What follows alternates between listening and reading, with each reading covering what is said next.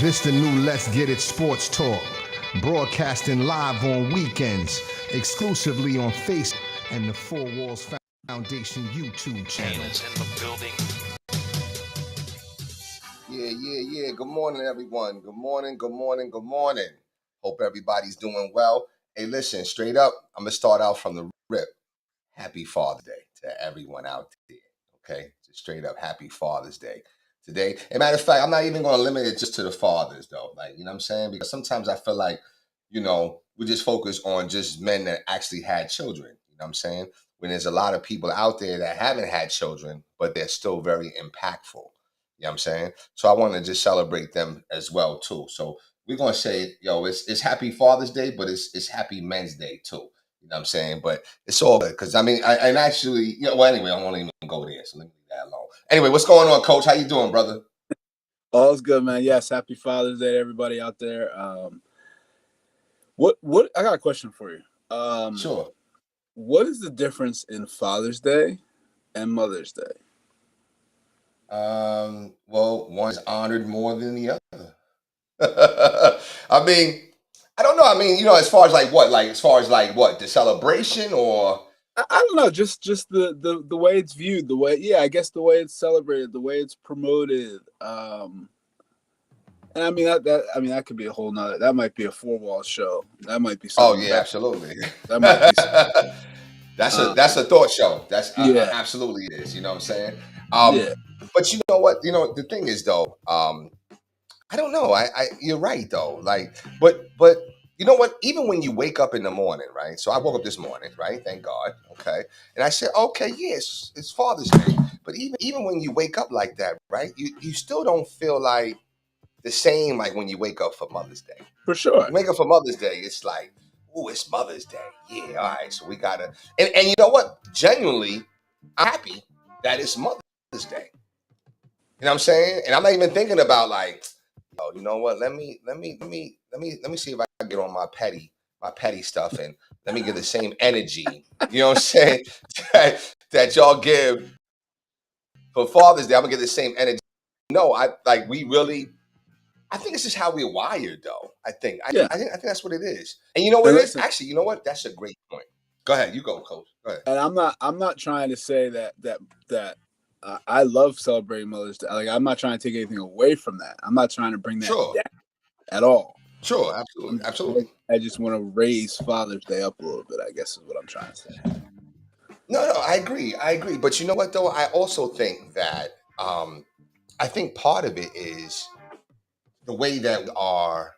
I think we're wired differently, right? So, like, I think the way that men show and display emotion is different than how women show and display them. Is that fair to say? Absolutely. Right. So I think the reason why we probably have to go more out for Mother's Day is because women they might be a little more emotional than men. You know what I'm saying? Yeah, that's fair. Right. But not in 2024. I'm coming for all my Father's Day gifts, yo. You know what I'm saying? Straight up. I'm putting my kids and family on notice, yo. I want all my gifts. You know what I'm saying? Because I work hard. You know what I'm saying? I work hard. And I know you do too, Coach. You know what I'm saying? You do too.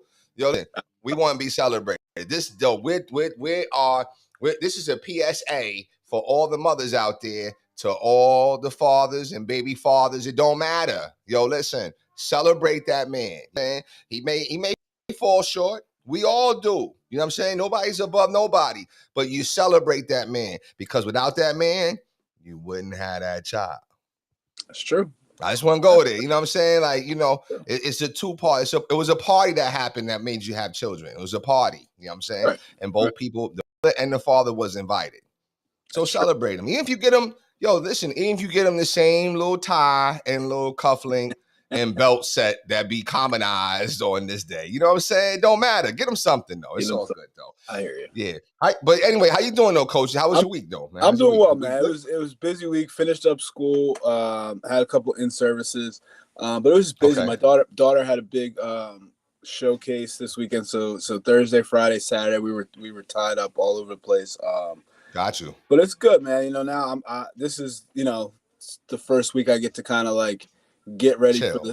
for the summer and try to get things in line where so I can have a very, very productive summer, which is the goal. So good stuff. Good stuff. Let me ask you. I seen.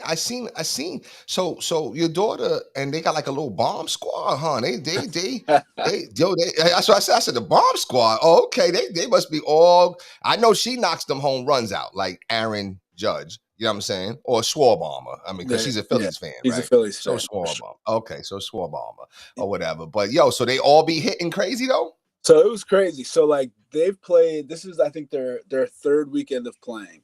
Okay. Jayla hit 1 last weekend. She hit 1 this weekend, and then in our last game of the weekend, which was yesterday afternoon, one girl hit 2.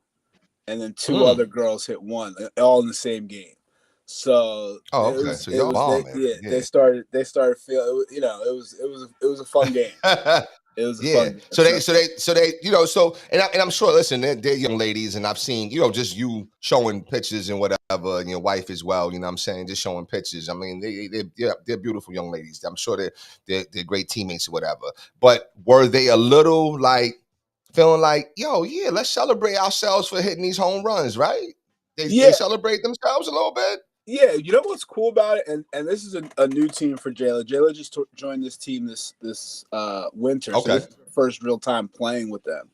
Okay. And they've been like when Jayla hit her first one, they all celebrated her like it was like them, right? Wow. Okay, that's dope.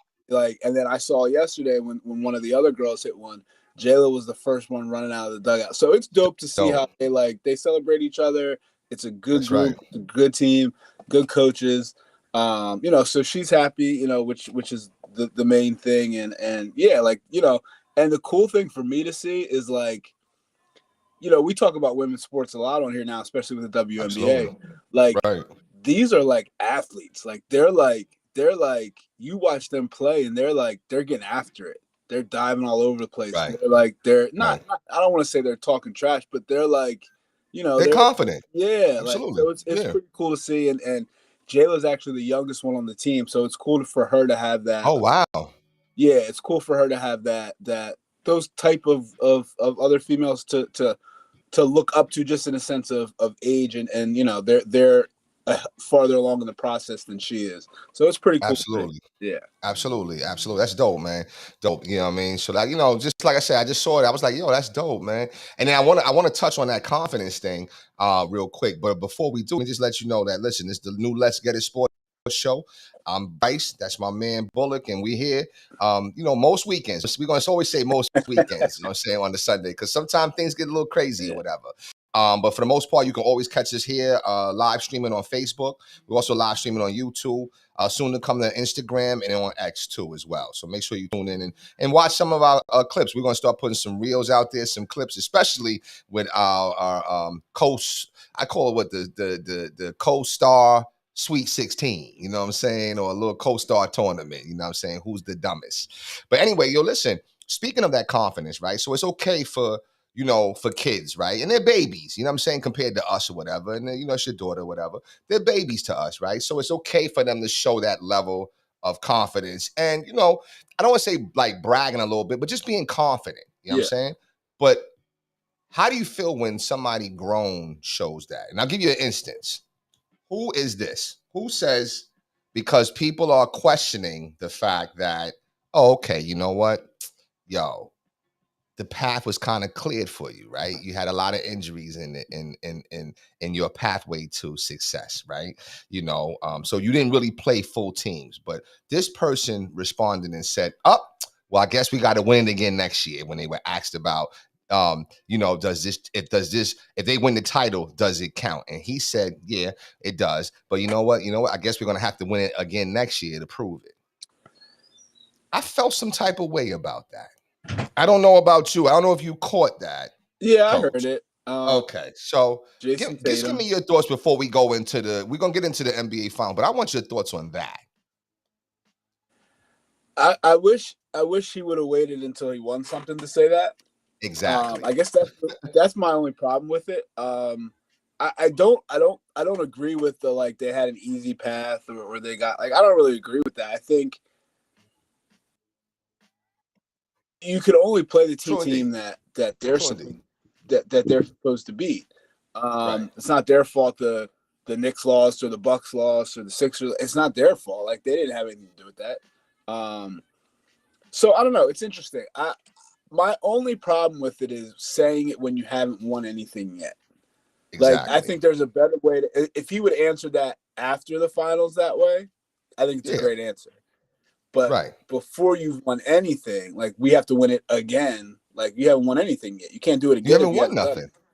So I think that's the only spot where I disagree with what he said. I think the thing that bothers me the most, right, is that it comes on the heels of really like your first game that you really played well.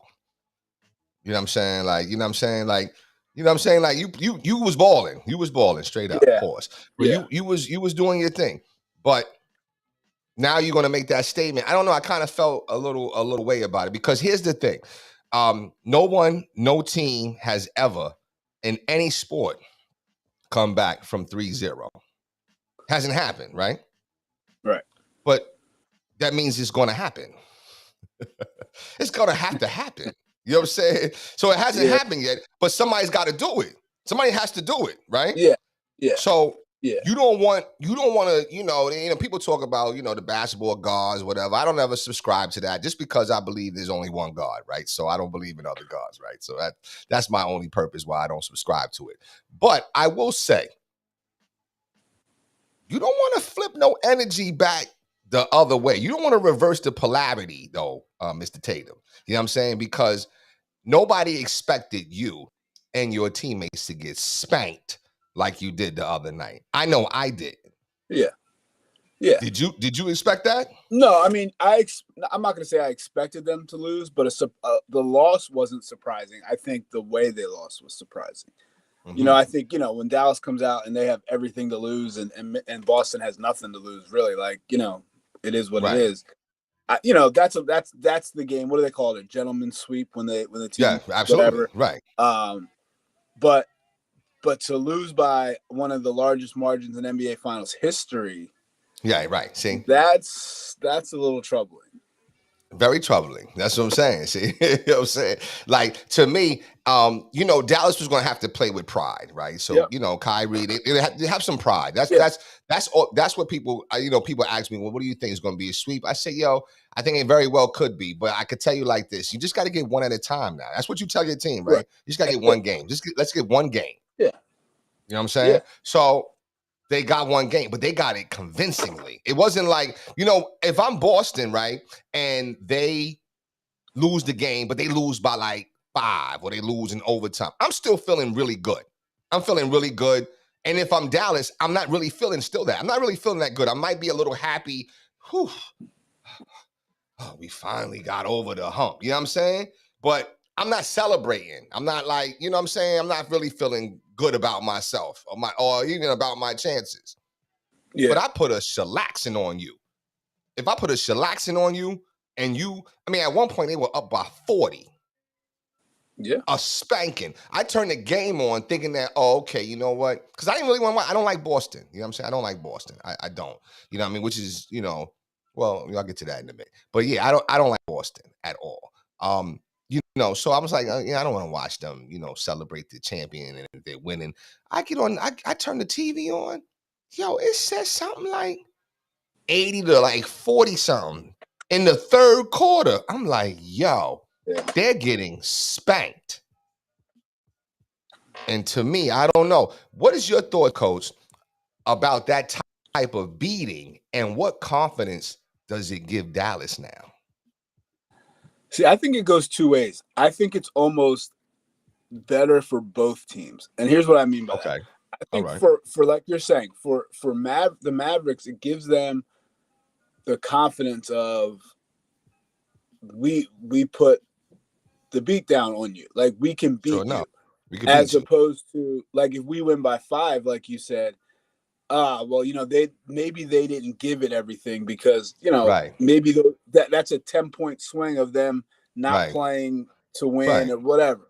So it's like, I don't know. Still don't know. We snuck out of there with the win as opposed to putting the beat down. But then for Boston, I think, because what happens is once that game got to a certain point, and I didn't watch the end of it at all, so I don't know when he took everybody out. Once that game gets to a certain point, you're already on to the next game, right? If you're Boston. Okay. So you're already thinking about game 5, right? Okay. So as opposed to if you lose by 5, you're in the fight the whole time. And I think that takes more out of you in a 7-game series to lose by 5 than to get blown out, right? Because you're just moving on. All right, let's just scrap this one, move on. Whereas when you lose by 5, you can point to 3 or 4 plays that cost you the game. So now whoever's fault it is for those 3 or 4 plays, now they got to deal with the media. We got to talk about this. We got to talk about that. But when you get blown out, man, they beat us, man. They put it on us. There's nothing we can do about that. They played a great game. We're moving on to game 5. The end. Then there's nothing you can say. Like as a reporter, what do you ask? Like what can you say? Like, it's not. Yeah, it's done. You shut it down. You know what I'm saying? You shut it down. Like, there's nothing to say. So I think for both teams, I think it's best that it happened that way. Sure. So I think it's going to be interesting to see how. I think the first quarter of game 5 is going to tell us everything we need to know. Yeah, absolutely. And I totally agree with that. Now, the thing about it is that I almost feel like this game would be more in Dallas' favor if it was still in the old format. I thought it was still in the old format. Yeah. Right? What is it? 2, 3, 2. Yes. Right? Yes. So now if you win these 2, let's say if it's in the old format, right? Dallas wins that Monday night game at home. Now you going back to Boston. I don't know. I just feel like you got a little more opportunity. But at the same time, now you're down 3-1. You just got to get 1 in Boston, and you're bringing it back to Dallas. And could they get 1 in Dallas? Like, can they get 1 in Boston? I think that's the thing. Think they can. I think they can. I definitely think they can. I mean, you don't beat a team by 40 and just can't beat them. You can if you beat a team by 40, you can beat them wherever you want to play. Exactly. So yeah, and I agree. I think the 2-3-2 always favored that 3 team. Yes. Right? I think it always favored that team. Well, no, I shouldn't say that because it all. It could though. It could. It could swing. It could. Right. Yeah. So like, it's one of those things where if you're the team that's if you can, it always favored them really if they could steal one of the first 2 games because then you got 3 at home. 3 at the crib. But even in this situation, like you're saying, I agree. Like if they had another one at home, it would be 3-2. But then now you got to go back to Boston for 2. For 2, can you win right? 2? So that Where now, like you're saying, if you can steal game 5 in Boston, now you're coming home. Now you coming home.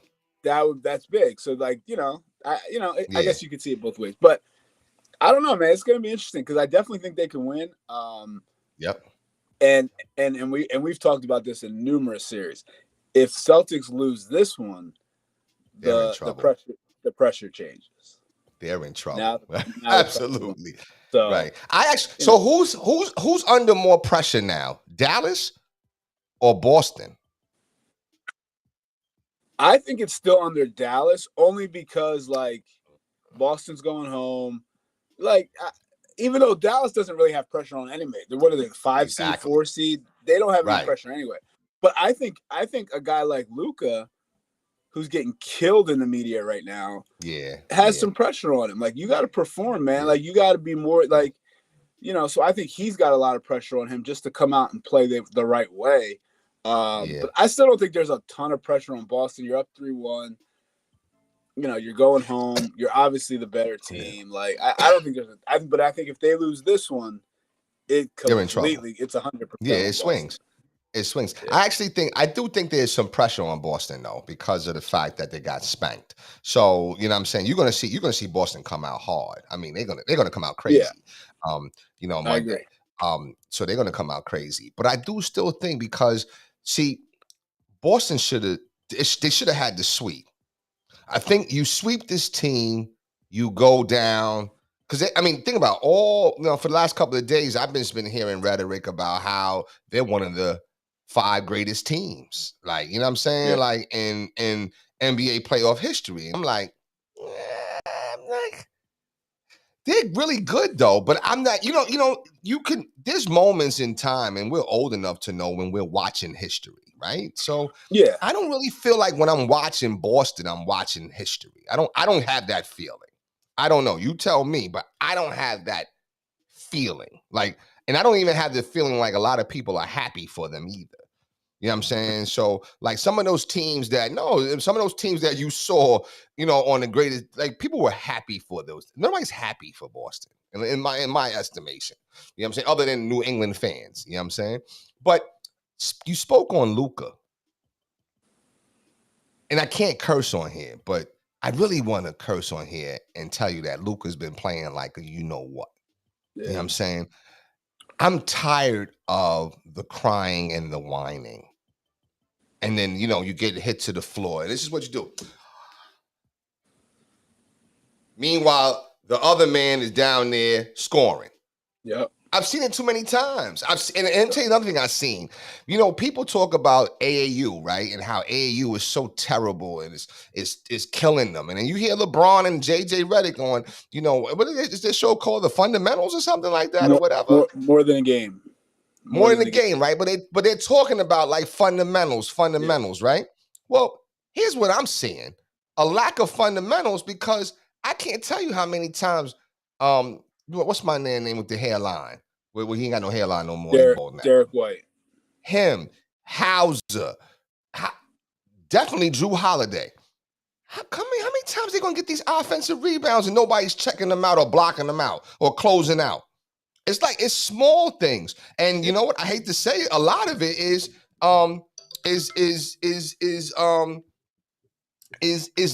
Luka not checking out. That's, I don't know. I don't know. At least that's how I'm seeing it. Tell me what you looking at and what you see, Coach. No, I 100% agree. And I think it's we always talk about how, like, you got to go through the process of losing and all that stuff to become better. And I'm not saying they've lost yet, but hopefully it's an eye-opening experience for Luka that you have to be a champion, you got to sacrifice yourself. Right. And it can't just be 4 guys on the court sacrificing. It's got to be all 5. And we've seen guys who have had to make that sacrifice and figure out, and it doesn't take away from their greatness. It actually makes them greater. Makes them greater. Absolutely. Right. Even a guy like Kobe, who everybody, like, I'm not the biggest Kobe fan. Mm-hmm. He became, and I don't think he was always, he became a very, very good defender. Yes, he did. To a point where when it was winning time, he's called, I got him. I got him. Right. And I'm not saying Luka's that, because I don't think he's not the best defender on your team, so don't do that. Sure. But you can't be a negative defender. You can't hurt us on defense. You can't hurt us rebounding the ball. Right. You can't hurt us not getting back in transition. Right. You can't be the reason why we get beat. Right. And I think that's part of the process of understanding a guy like that, who's so offensively talented, that listen, you gotta play both ends of the floor, or we're never gonna win a championship, because you're not. You can't. The league is too good. Players are too good. Absolutely. Where we can't, like, everyone has to be accounted for, especially once you get to this level, because you look at Boston's team, their starting 5 at some point or another, you could say, has been all-stars. Right. Yeah, and the only one who has it is Derek. The only one who has it is Derek White. Yeah. And this year, he probably, if his name wasn't Derek White, he probably would have. He probably would have. Right. Yep. So it's you can't play 5-on-4. You can't do that and ever win. And Luka's got to understand that, and he's got to, because offensively he's amazing. Like, we haven't seen people do the things he can do. So he has that to bring his team to a championship, but you can't hurt us on the other end. Absolutely not. Let me ask you a question. Well, I know, was it last week, right? I think they were only one. No, they were 2 games in or whatever. I think when we was on last week with Coach Bird, right? And we both was like, I think all 3 of us, as a matter of fact, was like, yo, they were one game. We were on the day of game 2. Oh, the day of game 2. Yeah. Okay, so we all 3 of us thought like, okay, yeah, listen, Dallas is going to be all right. Jason Kidd is going to, outcoach Missoula and this and that. Was I wrong? My gosh, like Missoula. Here's the thing.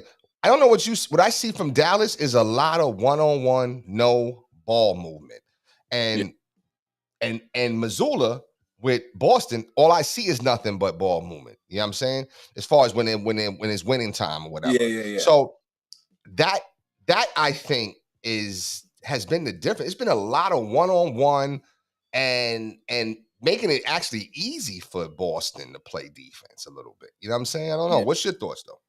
I think what's hurting Dallas right now in that sense is that when you have, like, all throughout the playoffs and probably all throughout the season, you have guys like Luka and Kyrie who can either get theirs or they can create for everybody else.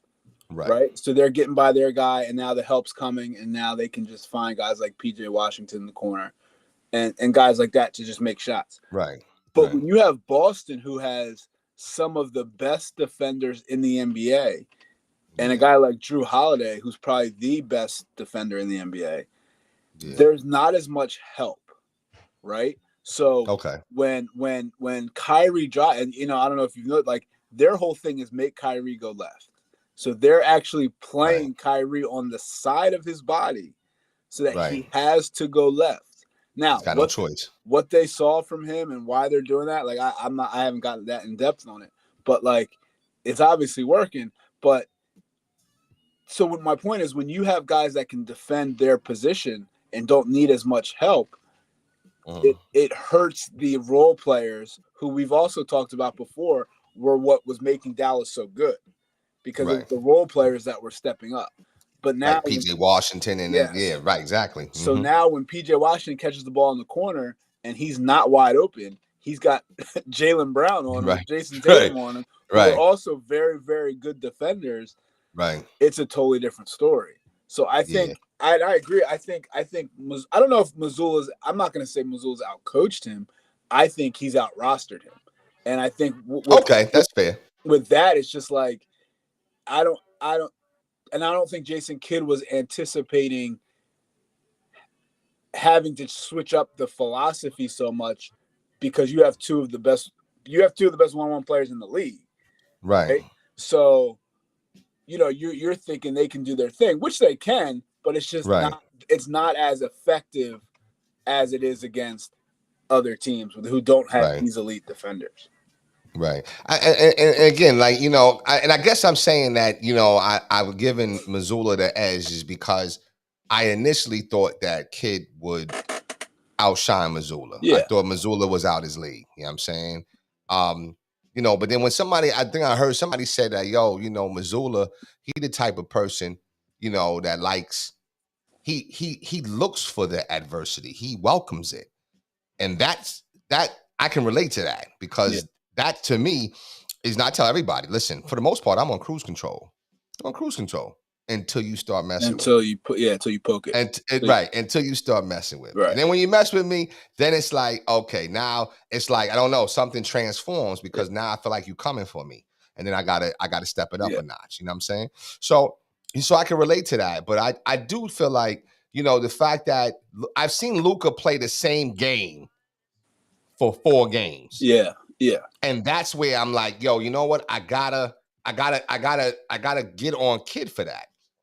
Because you're a player. You're supposed to have you were a player. You were an all-star. You're a Hall of Famer. You're supposed to have the pulse of the players. And how can you let him play the same game for 4 games? Right. You know what I'm saying? Yep. So that's my only thing. That's my only thing. What I mean, so what are you looking at? When's the game? Tomorrow night, which is odd. I thought it was on Father's Day. And listen, they're going another problem, right? How many games do they play on Mother's Day? They have all kind of Mother's Day specials, right? Everything's on. Yeah, everything's on. Nothing on Father's Day. But anyway, so the game's Monday night, 8:30. I don't know. What's your predictions though, Coach? I think, like I said, I think it's going to come out to what happens in the first quarter. I think Boston, like you said, is going to come out and really try to set the tone and show that Game 4 was a fluke. Sure. I think Porzingis' health is going to be important. I think that's a big factor in the whole thing, But I think I expect Boston to win on Monday. I don't think. I'm not gonna say it was a fluke, but I think it was more of Boston letting their foot off the gas and Dallas playing with a sense of desperation. Because there's some guys in that Dallas locker room who are like, all right, cool, we got one, we didn't get swept, and once you turn to that mentality, it's over. It's a wrap, anyway. You know what I mean? Right. So I think Boston's gonna win game 5, and I think that'll be that. All right, I think Luka and Kyrie go vintage. LeBron and Kyrie 2016. I think they go 40 and I think they bring their 40-40 club to the Boston Garden, and they go back to Dallas down 3-2.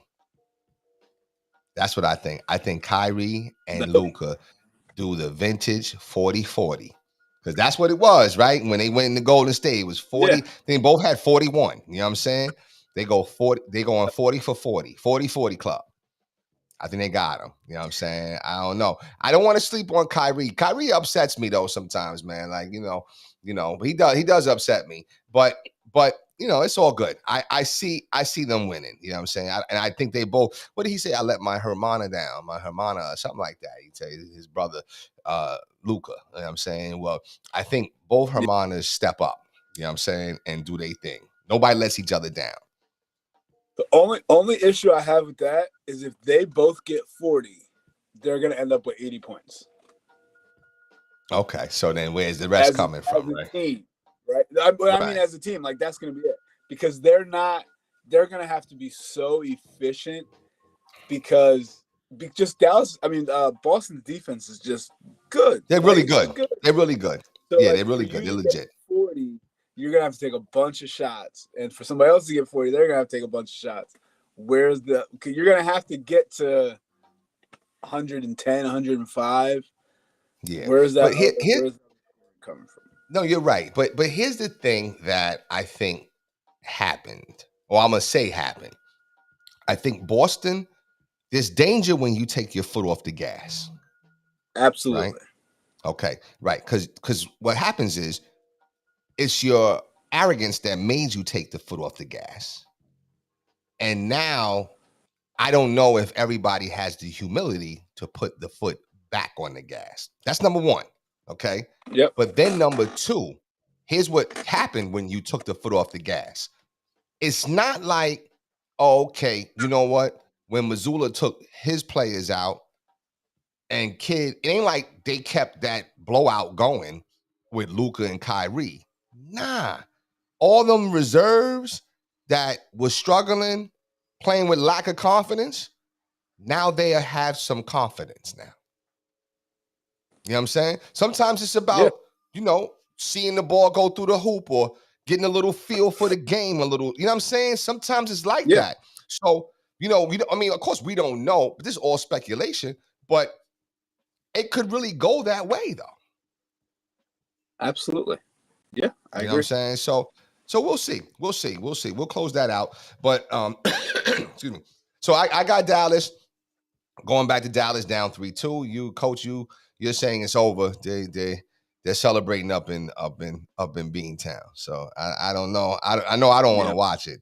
If they do win, whenever they do win, if they do win, I'm turning it off. I don't want to watch it. Pardon me. I don't want to watch it. So I'm that petty like that. Yeah. But anyway, listen real quick. The WNBA, not a lot going on. At least, to my vantage point, I do know that the Aces lost last night, if I'm not mistaken. But I wanted to ask you a question. I've been reading this thing, reading these articles about Caitlin Clark, and it's like, I just don't understand what is this you know, this thing about Caitlin Clark, right? So now it's like, you know, she puts a post out there to say that, you know, I don't want to be used to push nobody's agenda. So I think previously, the day before, I think it was kind of sort of the similar question, and she didn't really respond. She's like, "Yo, I'm not even, I'm focused on my game pretty much, and I'm surmising. I'm focused on my game." Then I guess the media, had something to say about it, or some people in the WNBA had something to say about it, or whatever. So then she comes out and says this statement. Are you familiar with what I'm talking about, Coach? Yeah. Yes. So just give me, if you can, just give me like maybe some background or even just your thoughts on that whole situation real quick.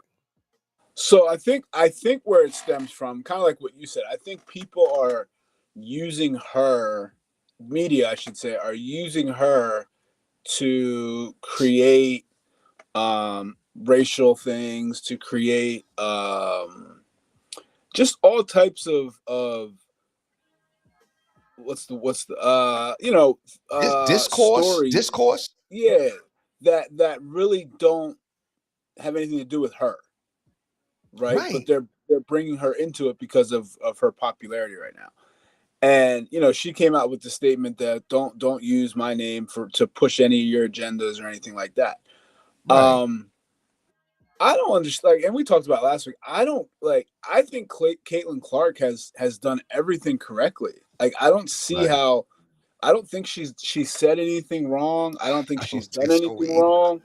I think she's been very on top of saying the right thing. The only thing I think she ever says that bothers me is when she talks about basketball.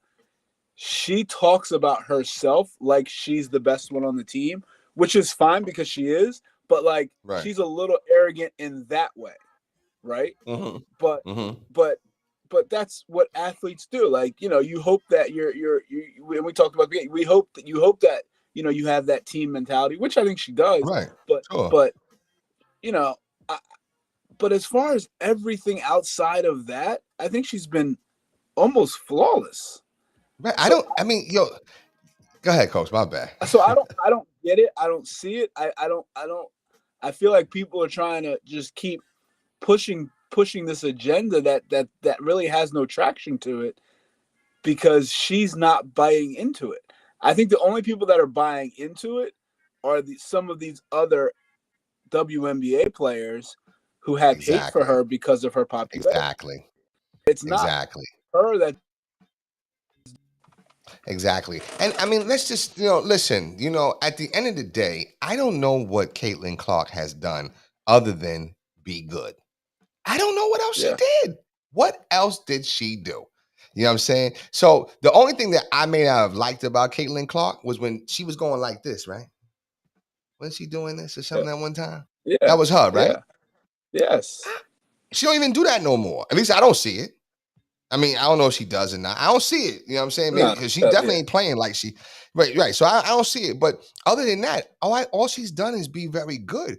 What it really sounds like to me is that, like you said, and I'll agree and say it as well, I think some of the WNBA players, they be hating on her, yo. Like I don't understand. So and I was talking to my man Aloe, right? And I'm not sure, was that last? I think it was my last weekend, and he was talking about, well, what about like Cheryl Swoops and Cynthia Cooper and all these other players? And I'm like, well, what about them? Why are you even bringing them up right now? I don't even know why we're even talking about them. What about them? But I think what the problem is that I think the issue is that how come the WNBA is getting attention now that Caitlin Clark, a white woman, is now getting busy when, the WNBA, when you had a lot of black women getting busy and it was really no popularity or no whatever, you know what I'm saying? And that's absolutely a fair question. But absolutely, that's society though. You know what I'm saying? Like hip hop didn't get to its level until, you had the likes of when it became multicultural. I'll just say that. I'm just going to say that. Became multicultural. And if I'm not mistaken, Eminem is the #1 hip hop artist. I think. I don't quote me on that. I think I might be right about that. But I wouldn't surprise. It's just right. So it is what it is. Like, you know what I'm saying? Like, but to me, it's like, okay, with this WNBA, like at the end of the day, attention is being brought to your sport finally, for whatever reason, right? We all knew about your greatness, Sheryl Swoopes, Lisa Leslie, whatever. But you know what? No, people didn't watch it. Some people did watch it, but you didn't have, all the genders watching it. But now all genders are watching it. I'm not watching it because of Caitlin Clark. I'm watching it because, y'all be out there balling. And you know what? Right. Maybe I was ignorant and didn't realize that in 97, but in 24, y'all out there balling. So you know what? I'm going to support it. But I don't think we have to blame somebody for the reason why it was, whatever. Like, I just think it's like, listen, the platform's been set. So, get busy. I don't know. I don't know. I don't know. I just don't understand what all the, what you know what I'm saying? But go ahead. Yeah, I don't understand it either. 2 points on that. Like, when you talk about, like, they were getting busy in 97. They were, but the game today is much more of the game that's true that we like to watch, right? They're not dunking. Don't get me wrong. They're not doing all that. But the game is faster paced. They're shooting a lot of threes.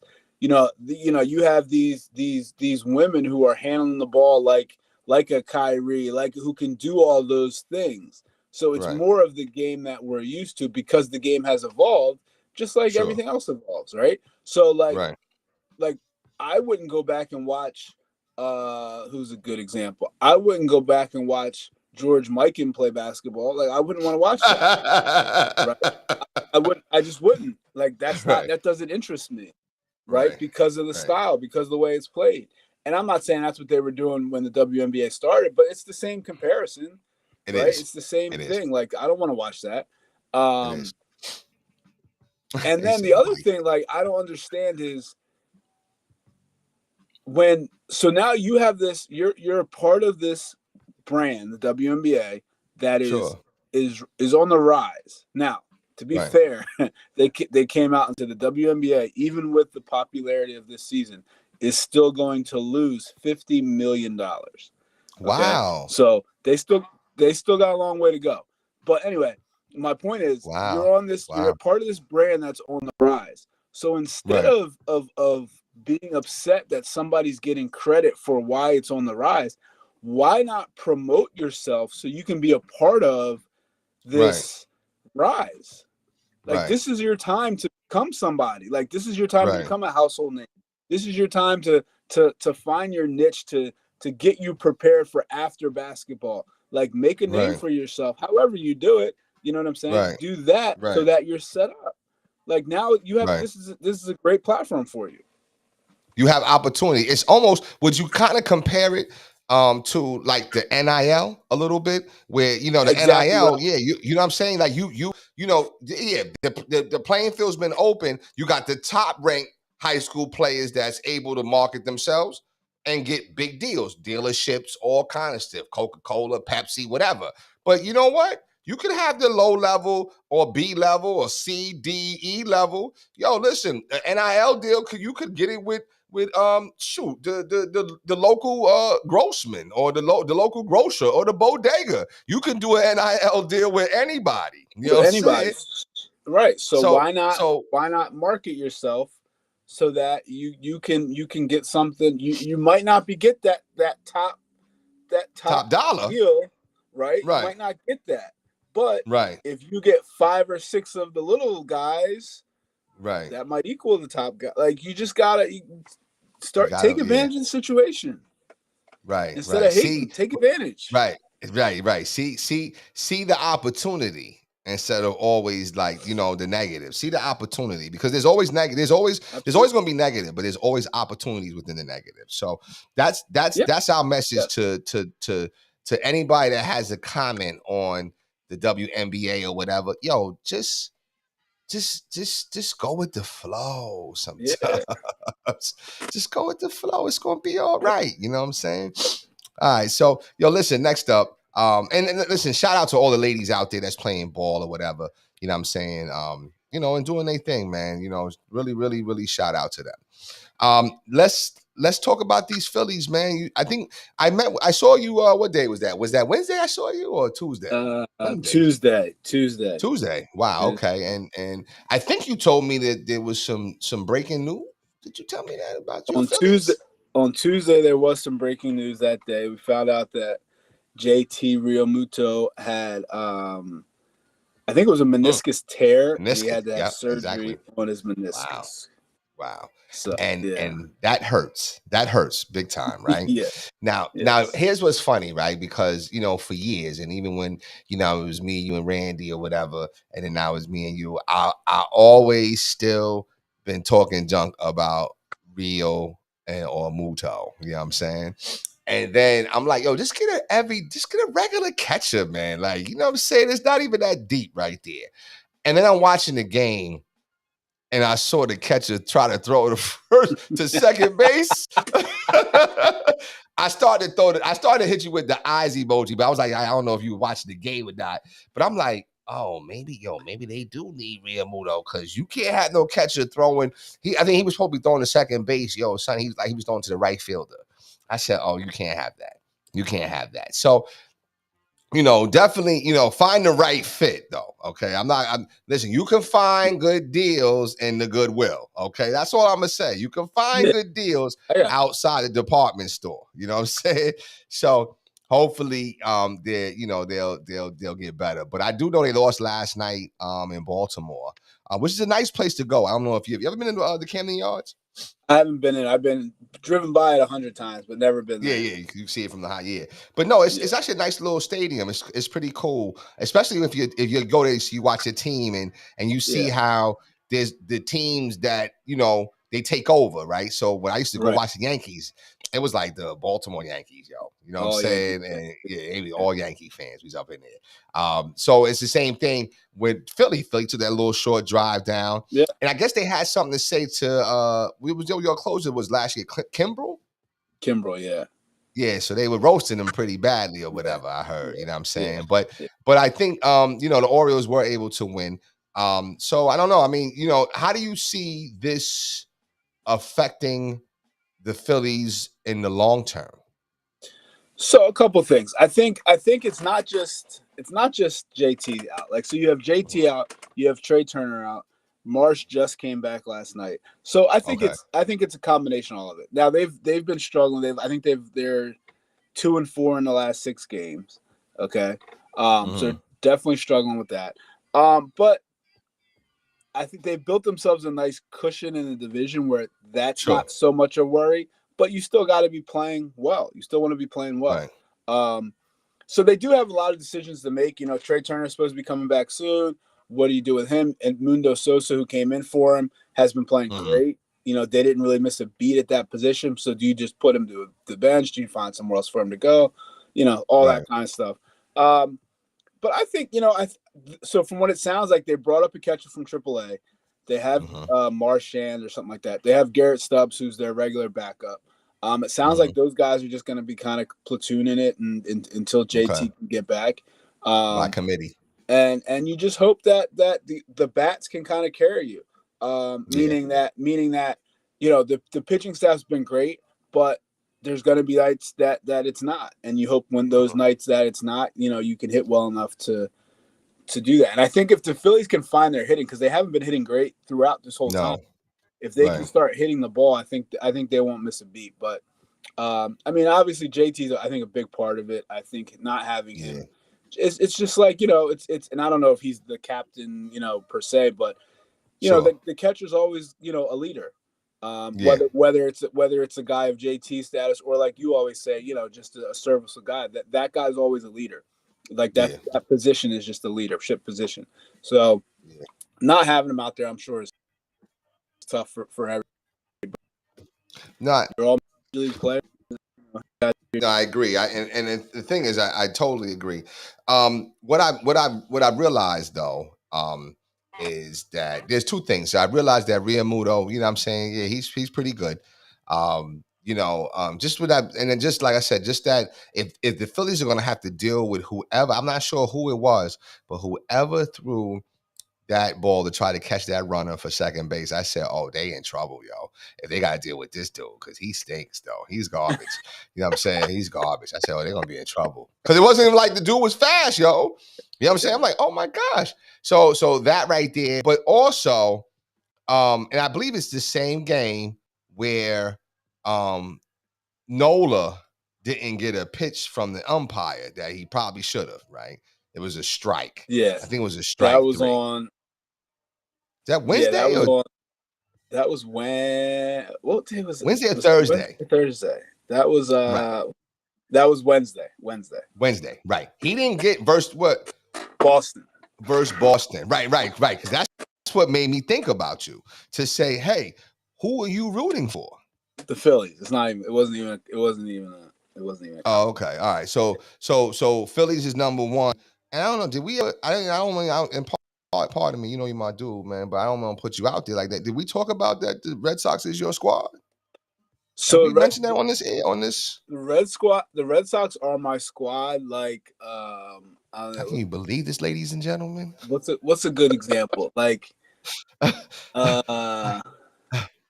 don't even have a good example for it. It's like, so the Phillies are that's my team. The number one. That's number one.